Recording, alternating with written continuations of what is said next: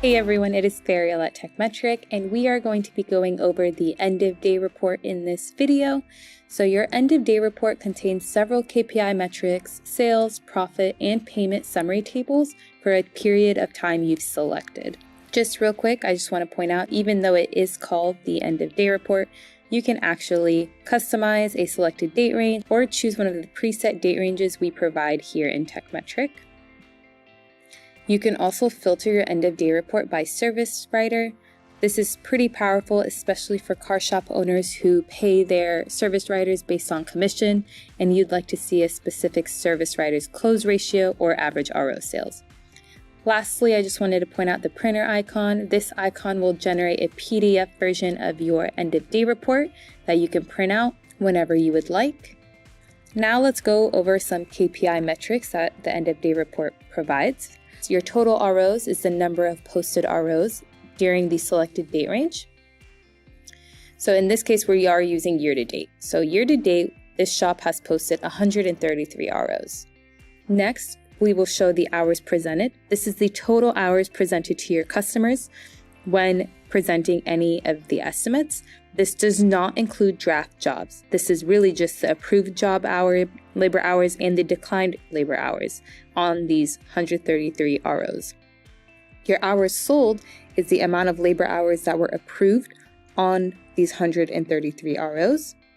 Your close ratio will be the dollars sold divided by the dollars presented. It will not be counting at the job level, but rather the dollar amount, just because some jobs could be worth $1,000 and some jobs could be worth $50. So you want to have a more accurate presentation on how many dollars were you able to sell versus how many dollars you presented. Next is your effective labor rate. This is the average labor rate on all the posted ROs for the selected date range. Next is your average RO sales. So this is the average dollar amount sold on your posted repair orders for the selected date range.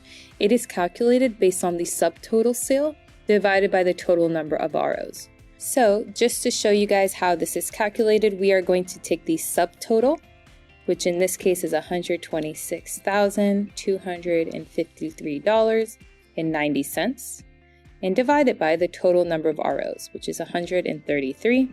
And you're going to get $949.28, which is what we see here.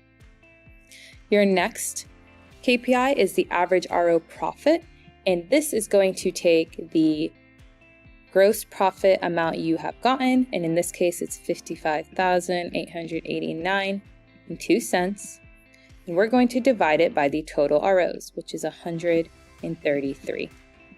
And here we will get $420.22.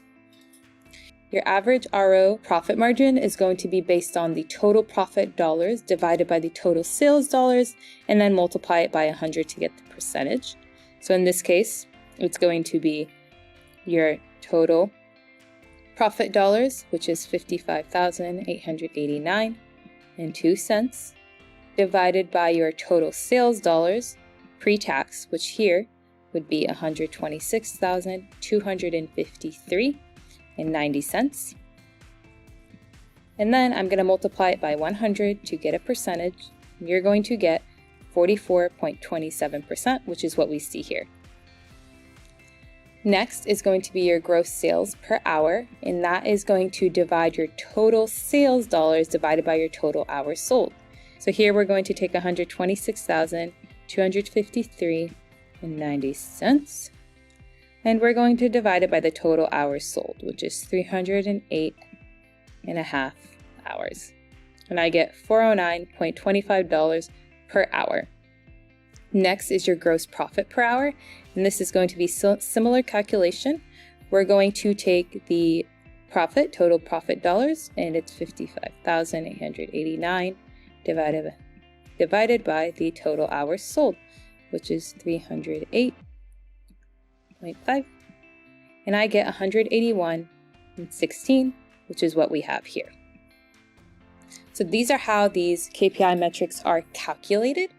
Next, let's go over the data tables that we have. So let's start with the RO summary. So your RO summary, your sales dollar amount comes from any of the posted ROs for that selected date range, and it includes the labor sales, your part sales, and your sublet sales. Your fees include any RO and job level fees you charge your customers. Your discounts are also including any RO and job level discounts given to your customers on those closed out ROs. And your subtotal is just adding sales and fees and then subtracting the discount. Afterwards, we are going to add the tire tax and sales tax collected if applicable. And then when you add those up, you will get the grand total at the very bottom of the RO summary table. Next, we're going to look at the sales after discounts table. This table will show you your sales across labor, parts, sublets, and fees after discounts. Your column for non-taxable sales means it's the dollar amount that was not taxed, and it's split based on labor, parts, sublet, and fees. And then similarly, you have the taxable sales section. This is the dollar amount that was taxed under labor, parts, sublet, and fees.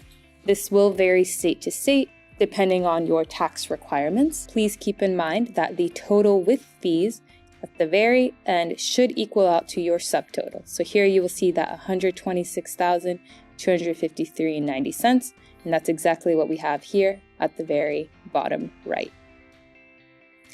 Next, let's look at our gross profit table. This table takes the last column from the sales after discounts, which you can see right here, takes that last column and puts it here. And then it's going to subtract the cost, and I will explain where the cost comes from, and that will give you your profit dollars in each category. So in labor, you sold about $37,000.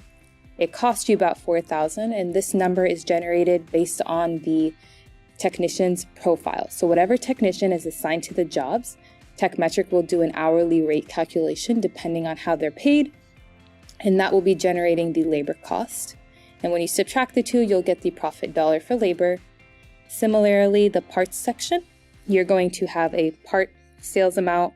The cost is going to be the part costs within the job when you are building it. It's not going to come from your purchase orders, but rather the part cost within the job. And when you subtract them, that will give you your profit for parts. Same thing with sublets. Within the RO, it's going to be how much you sold your sublets for, how much they cost you in the cost field of the sublet, and when you subtract them, that is your profit. When you add them all up, this is going to be your total before fees. And then when you add the fees, you're going to have a total with fees at the very bottom right. Lastly, we're going to go over the payments data table. So this data table is very unique. So if you took a payment today on an RO that was not posted, and this is going to be your end of day for today, it will be generated in this table. However, you will not see any sales details for that RO. So your payments table is the only table that is based off the payment date rather than the closed out RO date. So just real quick, want to go over the method. The method is just the payment type and the sales amount associated with that method. So as you can see, credit cards, about $32,000, cash, check, and then other. If you want more details on this, I do recommend to navigate to the payment details report.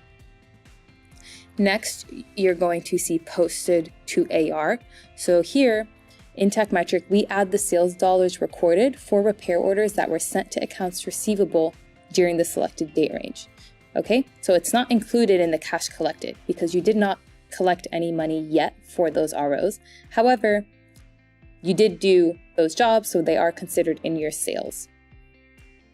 Next, we have cleared from AR. These are payments that have been taken from ROs in accounts receivable, and they are subtracted because they are not aligned with any repair orders that were posted or recorded for today.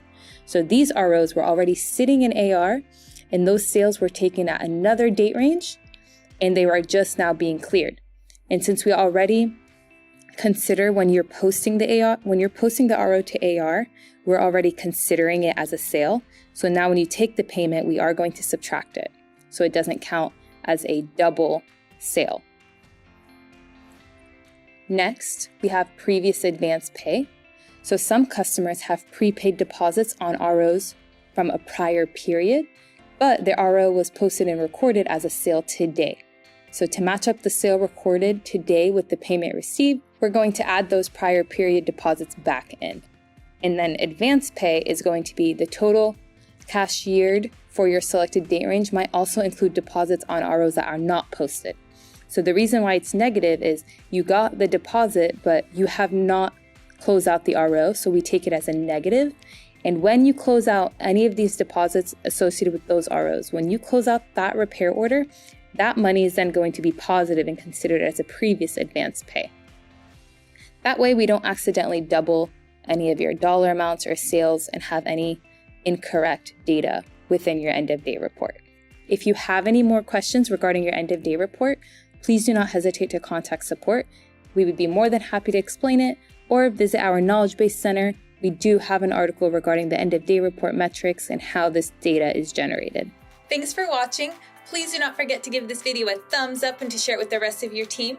Also, please subscribe to our YouTube channel if you would like to see more helpful videos for auto repair shops.